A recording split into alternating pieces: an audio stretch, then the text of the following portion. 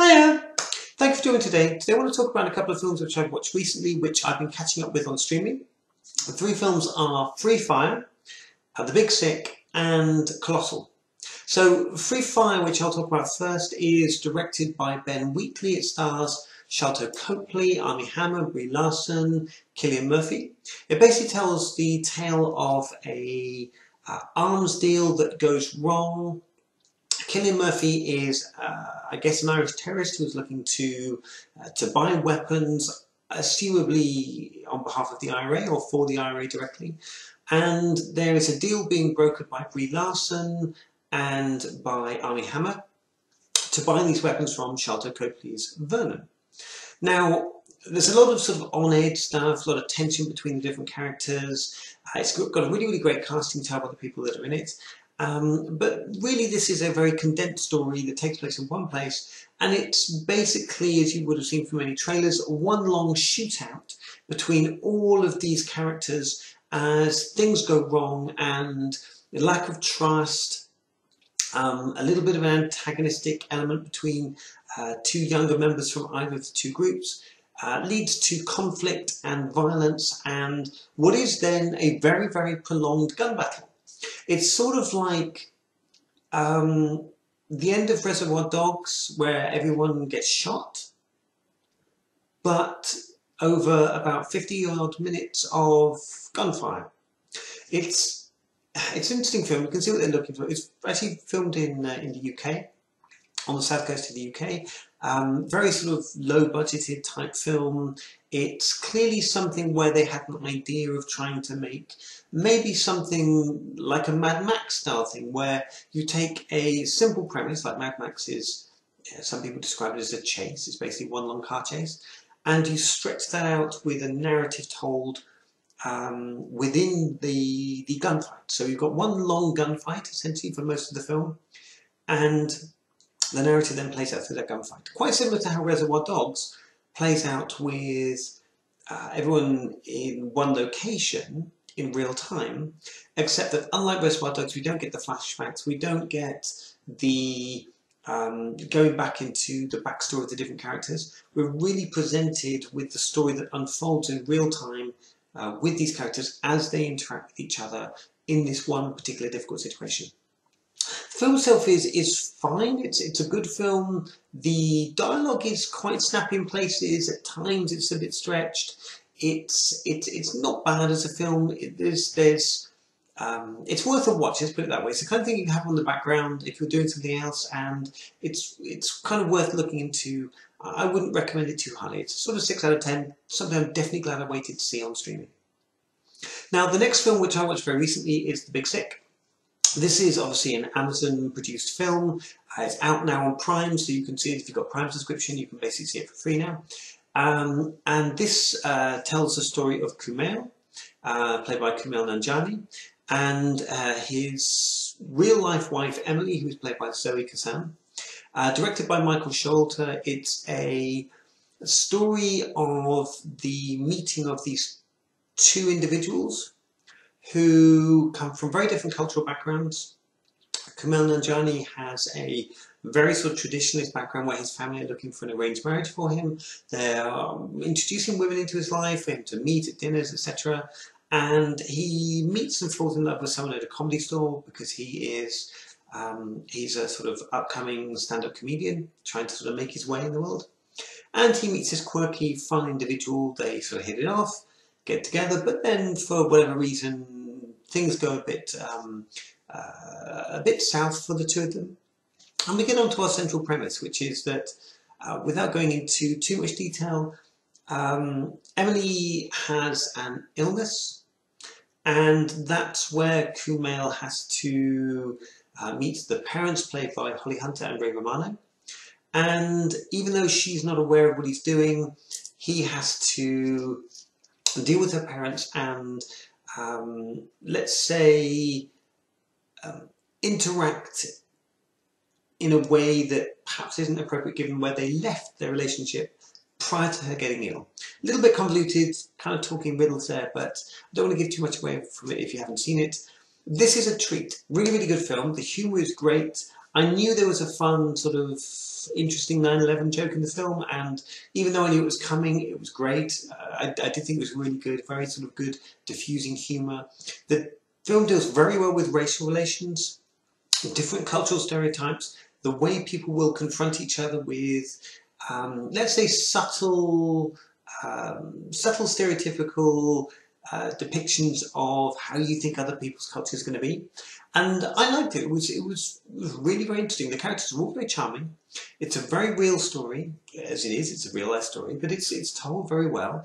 And it is interesting to see this dynamic between the two of them play out in such a let's say realistic way.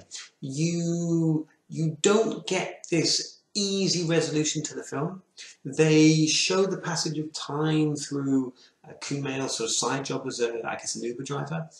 And you see him going on multiple jobs. That shows passage of time. You're not really sure quite how much time has passed, but it's good in the way that it doesn't solve things for you easily, and it certainly doesn't give you a cute, neat, buttoned-up ending without the characters having to earn it. And that's what I really liked about the film. The characters have to earn the resolution they get to. And if you know anything about the background of the film, you know that the two of them, Emily and Kumail, are a couple. They're a couple married today. So you kind of get a sort of inbuilt spoiler that it's going to end well for the two of them. But as I said, the way it ends is really, really very interesting, and it's a fun, enjoyable, good level of humour style rom-com. Definitely one of the best rom-coms I've seen for some time. I gave the film a 9 out of 10. I loved it. I thought it was great fun. I'll definitely watch it again. Really, really good fun. Would have been quite happy to pay for it. Obviously, I've seen it free now on Prime. But if I went to see this in the cinemas, take a date along to that, take your partner along to that, I think that would have been fantastic. Well worth seeing in the cinema at the time. The last film I want to talk about is Colossal. And this is a film which is really very interesting. I couldn't find anyone who kind of wanted to go and see it at the time, and so I caught it on streaming very recently.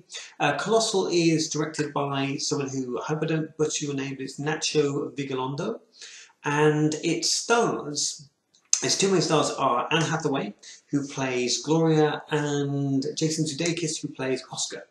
Now, the film is kind of a journey for Anne Hathaway's character, Gloria, as she deals with her crumbling life, very much a party girl, and is kind of not taking responsibility for what she does with her life, drinking too much, and basically goes home to her parents' old house after she is kicked out by her boyfriend. When she says she meets up with Jason Sudeikis, who is an old school friend, she has a clear sort of past with him, and they kind of hit it off, and she ends up working in Jason Sudeikis' bar. Now, what I really liked about this film is that this film has layers.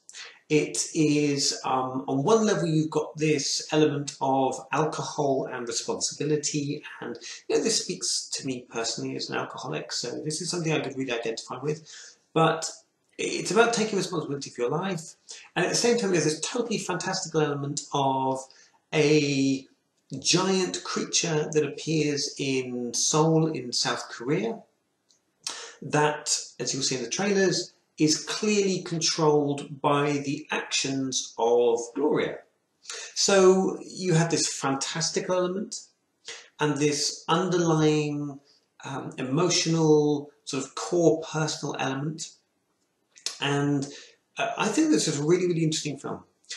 There are lots of things you can read into the film. There are lots of things you can look at it and think, oh, well, this means this, and okay, that's actually a manifestation of different parts of her psyche and these kind of things. And you can read into that, or you could simply watch it as a weird, freaky thing happens to this woman and also to Jason Sudeikis, based on a sort of supernatural event that happened to them in their childhood, and the two of them are linked together via this one location, and when they appear in this location, these creatures appear at a certain time of day in Seoul, in South Korea, and they wreck place and they kill people. And you can view it at a sort of superficial sci-fi level. You can view it as an underlying level of needing to take responsibility for what you do in your life, and really for understanding that some of the events of your life can have huge triggering influences on those around you, and learning to think about others and learning to understand how others are affected by your actions, and how taking responsibility isn't just about taking responsibility for your own health or for your own well-being, it's for the impact that you have on other people, and how personal, let's say personal restraint and personal